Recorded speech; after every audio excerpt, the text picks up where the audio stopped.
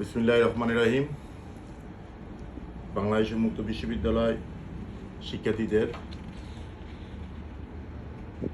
আসন্ন বিএবিএসএস পরীক্ষার প্রস্তুতিমূলক যে কর্মশালা, অনেকেই উপস্থিত হয়েছিলেন অফলাইনে। যারা বিভিন্ন কর্মের কারণে, বিভিন্ন ব্যস্ততার কারণে আসতে পারেন নাই, আমাদেরকে অনেক অনুরোধ করেছেন যেন আমরা একটা ভিডিও বার্তা তাদের জন্য রেডি করি। সেই সুবাদে আজকের এই ভিডিও বার্তা। সবাই বিএবিএসএস পরীক্ষার কর্মশালার, প্রস্তুতিমূলক কর্মশালার প্রথম থেকে শেষ পর্যন্ত আপনার পরীক্ষায় কীভাবে আপনি উপস্থাপনা করবেন, কীভাবে নিজের প্রেজেন্টেশন ভালো করবেন, সে ব্যাপারে আজকে আপনাদেরকে জানাবো।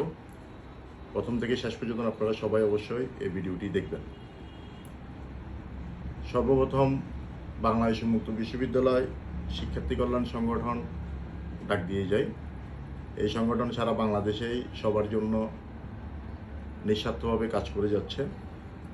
সেই সুবাদে আমি মোহাম্মদ পারভেজ খান ডাক দিয়ে যায় চট্টগ্রাম অঞ্চলের দায়িত্বে আছি। আমরা বাংলাদেশ উন্মুক্ত বিশ্ববিদ্যালয়ের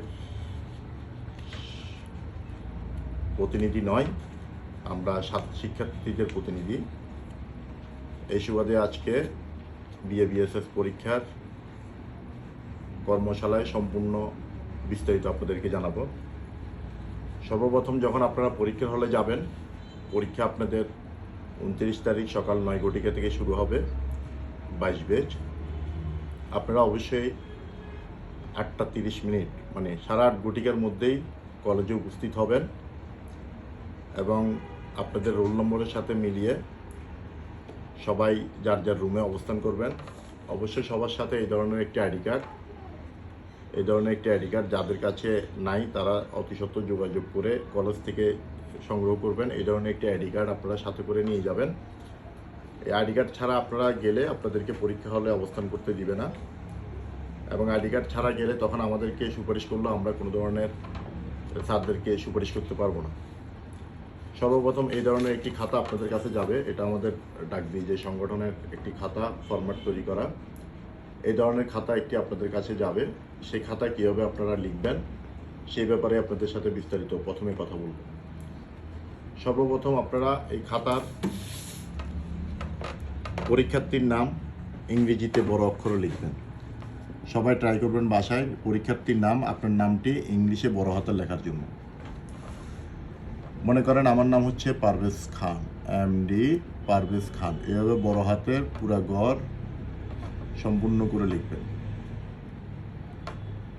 এই জায়গায় লিখবেন BA/BSS, বা আপনাদের 22 ব্যাচের আইডি কার্ডের পিছে BSS বা BA গ্রুপ দেওয়া আছে, সেই গ্রুপ অনুযায়ী লিখবেন। পরীক্ষার সাল 2022 লিখবেন। এখানে আসেন প্রোগ্রাম কোড। অবশ্যই প্রোগ্রাম কোড সবার জন্য 2-3 হবে। 2-এ বৃত্ত ভরাট করবেন, 3-এ বৃত্ত ভরাট করবেন। অবশ্যই বৃত্ত ভরাট করার সময় খেয়াল রাখবেন যেন বৃত্ত ভরাটের সময় বাইরে যেন না যায়, খুব সময়। তারপরে আপনাদের এই যে এই ধরনের একটা আইডি কার্ড, এখানে একটা আইডি নাম্বার দেওয়া থাকবে। এই আইডি নাম্বারটা পুরোটি লিখে দিবেন। যেমন করুন 22-0-23-894-000, এই ধরনের একটা আইডি নাম্বার থাকবে। সবাই আইডি নাম্বারে বৃত্ত ভরাট করবেন। এইভাবে সম্পূর্ণ বৃত্ত ভরাট করে ফেলবেন।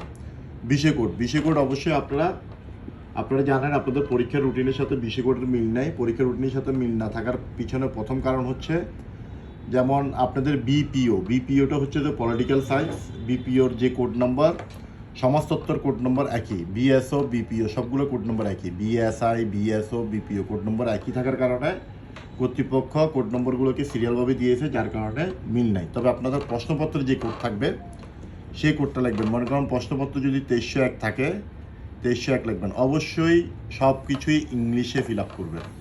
ইংরেজিতে আপনি এই লেখাগুলো ফিল আপ করবেন। প্রশ্ন পাওয়ার পর এই প্রশ্নপত্র কোডটা লিখবেন। এরপরে এই জায়গায় আপনারা কোনো ধরনের কিছু লিখবেন না। এর পরের পেজে চলে যাবেন। পরের পেজে গিয়ে আপনারা সুন্দর মতো এখানে লিখবেন BA/BSS।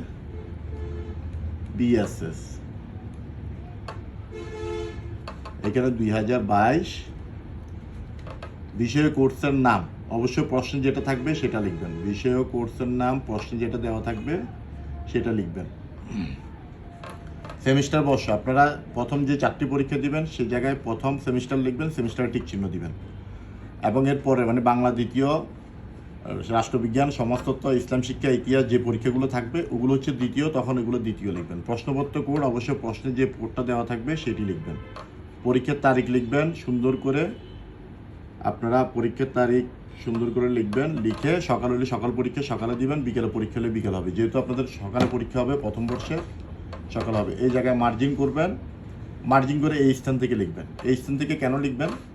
এই স্থান থেকে যদি আপনি না লিখেন তাহলে সেই ক্ষেত্রে আপনার থেকে 2 নম্বর কাটা যাবে।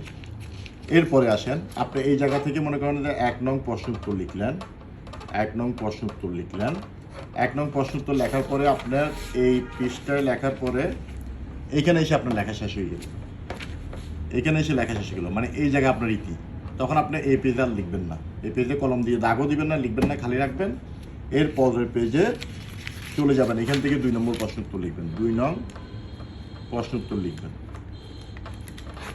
হ্যাঁ, এটার কারণ হচ্ছে যে যদি 1 নম্বর প্রশ্ন উত্তর এখান থেকে লিখে এসে এখানে লিখে এখানে শেষ হয়, যদি এখান থেকে যদি আপনি 2 নং প্রশ্ন উত্তর লিখতে যান সেই ক্ষেত্রে আপনাকে একটি প্রশ্নে ধরা হবে, মানে 2টি প্রশ্নের কষ্ট করে লেখার পরও আপনাকে শুধু একটি প্রশ্নের মান দেওয়া হবে, যার কারণে আমাদের পরীক্ষায় খারাপ রেজাল্ট আসে। যে আমি সম্পূর্ণ অ্যান্সার করার পরও কেন আমাদের খারাপ রেজাল্ট আসতেছে, এটা হচ্ছে তার প্রধান কারণ। তাহলে আপনারা এতটুকু যদি শেষ হয়ে যায় তখন আপনারা এই পৃষ্ঠা আর না লিখে চেষ্টা করবেন যেন পৃষ্ঠাটা পুরোটা লেখার জন্য, মানে এই জায়গায় এসে শেষ করার জন্য চেষ্টা করবেন। যদিও এই জায়গায় শেষ হয়ে যায় তখন এই জায়গায় আর লিখবেন না, এই পরের পৃষ্ঠা 2 নং প্রশ্ন করে চলে যাবেন। এবং আপনারা যখন অতিরিক্ত উত্তরপত্র নেবেন, অতিরিক্ত উত্তরপত্র মানে লুজশিট, তখন এই জায়গায় আপনারা শিক্ষার্থীর এই যে খাতা নাম্বার থাকবে এরকম, এই খাতা নাম্বারগুলো এই জায়গায় লিখবেন, এই জায়গায় খাতা নম্বর লিখবেন। এবং খাতা নম্বরটা অবশ্যই ইংলিশে লিখবেন, বাংলা না, ইংলিশে লিখবেন। কক্ষ পরিদর্শকে স্বাক্ষর করে কিনা সেটা চেক করে নেবেন, অবশ্যই তাদেরকে স্বাক্ষর করতে হবে। কালো কালি এবং নীল কালি ব্যতীত লাল, হলুদ, সবুজ এই ধরনের কোনো কালি ইউজ করা যাবে না। কোনো ধরনের মোবাইল নেওয়া যাবে না, কোনো ধরনের কপি বা নকল করা যাবে না, দুর্নীতিমূলক কোনো কাজ করা যাবে না। এবং সবচেয়ে বড় কথা হচ্ছে যে আপনারা যখন হলরুমে থাকবেন তখন আপনি যে এই ধরনের চাকরি করেন না কেন আপনি তখন একজন শিক্ষার্থী। অতএব হলরুমে যে শিক্ষক গার্ডে থাকবে, যে শিক্ষক পরীক্ষার হলে থাকবে পরিদর্শক হিসেবে, ওনার সাথে অবশ্যই ভালো ব্যবহার করতে হবে। এরপরে আসেন আপনারা পরীক্ষার পদ্ধতি কীভাবে লিখবেন। এরপরে আসেন পরীক্ষার পদ্ধতি কীভাবে লিখবেন। আপনার এভাবে পরীক্ষার খাতাগুলো লিখবেন, পিছিয়ে উত্তরপত্র লিখবেন। আরেকটি সবচেয়ে বিশেষ জরুরি, সেটা হচ্ছে যে আপনাদেরকে পরীক্ষার হলে হাজিরা খাতা মানে হাজিরা শিটে আপনাদেরকে স্বাক্ষর করার জন্য ডাকবে, সবার সামনে আপনার স্বাক্ষরপত্র যাবে, সেখানে আপনি অবশ্যই আপনার স্বাক্ষরটা লিখবেন। এবং পরীক্ষার যে খাতার নাম্বার, এখানে যে পরীক্ষার খাতার নাম্বার থাকবে সেই নাম্বারটি অবশ্যই ওই হাজিরা খাতা লিখবেন। কখন আপনার আইডি নাম্বারটা লিখবেন না, আইডি নাম্বার বলতে এখানে যে নাম্বারটা লিখবেন সেই নাম্বারটা লিখবেন না। এভাবে যদি আপনি পরীক্ষায় অংশগ্রহণ করেন এবং এভাবে যদি লিখেন তাহলে আপনি পরীক্ষা ভালো ফলাফল পাবেন। আর সবচেয়ে বড় কথা হলো যে আপনাদের বাংলা পরীক্ষার সময় যে আপনাদের প্রশ্ন দেওয়া হবে এই জিনিসটা খেয়াল রাখবেন। এই মনে করেন আমার কাছে একটি বাংলা পরীক্ষার প্রশ্ন আমার কাছে আছে, আমি দেখাচ্ছি। বাংলা পরীক্ষার সময় যদি আপনি যখন দেখা থাকবে যে বড় প্রশ্ন এবং ছোট প্রশ্ন, এটা হচ্ছে যে 2020 সালের বাংলা পরীক্ষার প্রশ্ন। এই প্রশ্নে লেখা আছে উপরে ক বিভাগ থেকে যে কোনো 8টির ভিতরে 4টি প্রশ্ন উত্তর দিতে হবে, খ বিভাগ থেকে যে কোনো 8টি থেকে 4টি প্রশ্ন দিতে হবে। আপনি চাইলে ক বিভাগ থেকে 8টা থেকে কখনো 5টা প্রশ্ন এবং এখান থেকে 3টা, মানে মোট 8টা প্রশ্ন দিতে পারবেন না। অবশ্যই ক বিভাগ থেকে 4টে দিতে হবে, খ বিভাগ থেকে 4টে দিতে হবে। তাহলে বড় প্রশ্ন যেগুলো খেয়াল রাখবেন, বড় প্রশ্ন যেগুলো সেগুলোর মান হচ্ছে যে 20 নম্বর। তার 20 নম্বর মানের জন্য আপনাকে মিনিমাম 8 নম্বর তুলতে হবে যদি পাশের আশা করতে হয়। তাহলে আপনি একটা জিনিস মাথায় রাখেন, আপনাকে এমনভাবে লিখতে হবে আপনি যদি 8 নম্বর না পান সেক্ষেত্রে আপনি এই পাশের আশা কখনো করতে পারবেন না। অতএব 8 নাম্বার পেতে হলে আপনাকে কি করতে হবে, আপনাকে অবশ্যই লিখতে হবে। এই জন্য আমরা সবসময় সাজেশন দিয়ে থাকি এবং বলে থাকি আপনি বড় কোশ্চেনের ক্ষেত্রে উত্তর লেখার সময় অবশ্যই প্যারা ভিত্তিক লিখবেন। প্যারা, সূচনা, ফলাফল, উপকার, অপকার, এইভাবে করে উপসংহার পর্যন্ত প্যারা ভিত্তিক করবেন। যেহেতু 20 নম্বরের মিনিমাম আপনি 5টা প্যারা করার চেষ্টা করবেন, তাহলে প্রতি প্যারাতে যদি 4 নম্বরের হিসাব করেন তাহলে 4 5 20, তাহলে আপনাকে একটা প্যারাতে যদি স্যাররা 2 নম্বরও দেয় তাহলে 4 দুগুণে 8 নাম্বার বা 5 দুগুণে 10 নাম্বার আপনি পাবেন। এটা হচ্ছে যে একটা টেকনিক, এই টেকনিকটা সবসময় অবলম্বন করবেন। এরপরে আসেন ইংরেজি, যেটা নিয়ে সবাই অনেক দুর্বলভাবে আছেন বা চিন্তা করতেছেন যে আমি আসলে কাঁচা, আসলে আমি ইংরেজি পারবো না। আসলে ইংলিশ আমাদেরকে শেখা উচিত ক্লাস 5 থেকে। এখন আমরা ডিগ্রিতে এসে যদি বলি যে ইংরেজি পারবো না, ইংরেজি পারতেছি না, তাহলে তো এটা আমাদের জন্য অনেক বড় ব্যর্থতা। তারপর আমি ইংলিশে কথা বলি। প্রথমত আপনাদেরকে একটি কম্পোজিশন বলেন আর সিন প্যাচেস বলেন, সিন প্যাচেস বা কম্পোজিশন টাইপের একটি প্রশ্ন দিবে, সেখান থেকে 8, 7, 15 নম্বরের প্রশ্নের উত্তর থাকবে।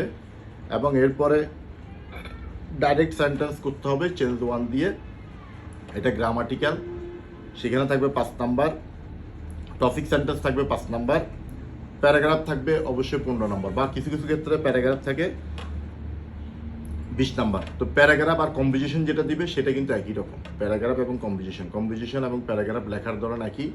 অতএব আপনাকে একটা প্যারাগ্রাফ দিলে, একটা কম্পোজিশন দিল, সেক্ষেত্রে আপনি এই প্যারাগ্রাফ যদি শিখে যান সেটা যদি কম্পোজিশনে আসে লিখে দিবেন, বা কম্পোজিশন যদি শিখে যান প্যারাগ্রাফে আসে লিখে দিবেন। অবশ্যই প্যারাগ্রাফে আপনারা সবসময় পয়েন্ট আকারে লেখার চেষ্টা করবেন। যেমন এখানে যদি আসে দ্য ইউজেস অফ কম্পিউটার, আপনারা লিখবেন হোয়াট ইজ কম্পিউটার, লিখে তারপর এটার উত্তর লিখবেন। এভাবে 4টা ভাগে করলে আপনি ভালো পয়েন্ট পাবেন। এরপরে আসেন, আপনাদের অবশ্যই একটা বায়োডাটা থাকবে, সিবি, বায়োডাটা, ফর্মাল লেটার। এই ফর্মাল লেটার, বায়োডাটার বডি অফ পার্ট মানে কভার লেটার হইতে শুরু করি, এটার ফর্মালিটি কী সেই জিনিসগুলো একটু শিখে যাবেন। ভিতরে আপনি কী লিখবেন সমস্যা নাই, কিন্তু আপনি যদি নিয়মটা শিখে যান, নিয়মটা লিখে দিয়ে আসতে পারেন, তার জন্য আপনি 4 নম্বর পাবেন। এরপরে আসবে সামারিসটা লিখবেন। এবং আপনার এরকমও আসতে পারে যে কোনো একটা লেটারে, যে কোনো নিউজ পেপারে আপনি একটা নিউজ করেন, বা চেয়ারম্যানের পক্ষে আপনি এমন একটা চিঠি পাঠান যে আপনাদের একটি নলকূপ দরকার, এই ধরনের চিঠিও আসতে পারে। এরপরে আসবে যে আপনার এই সেকেন্ড পার্টে বলি, ফার্স্ট পার্ট তো গেল, এই পার্টে কিন্তু আপনি এখানে 4টা মাত্র অ্যান্সার দিবেন।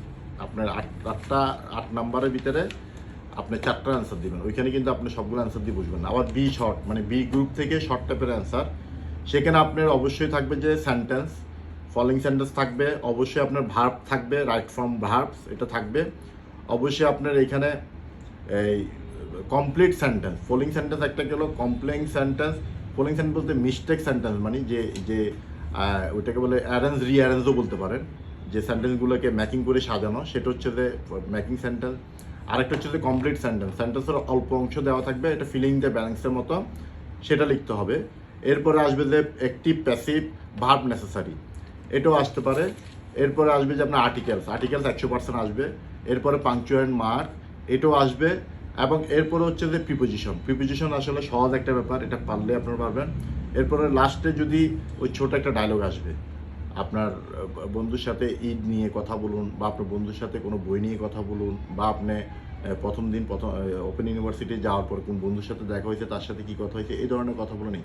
এখানে যে 8টি প্রশ্নের ভিতরে আপনি শুধু 4টি প্রশ্ন উত্তর দিবেন। অতএব ইংলিশ আমি মনে করি না এমন অনেক কঠিন, খুবই সহজ। আমি আশা করি এই 8টি প্রশ্নের ভিতরে আপনি 4টি প্রশ্ন অবশ্যই পাবেন। এরপরে আসুন এই 4টি প্রশ্ন কীভাবে পাবেন আমি বলি। এই যেমন আমাদেরকে রাইট ফ্রম ভার্বসের পুরো ফর্মুলা এখানে দেওয়া আছে। এটা একটা দূরশিক্ষণ কোচিং সেন্টারের একটা ফর্মুলা, রাইট ফ্রম ভার্বসের পুরো ফর্মুলা দেওয়া আছে। এই ফর্মুলাটা শিখলে আপনি 5 নম্বর, ফর্মুলাটা ফলো করলে 5 নম্বর পাবেন।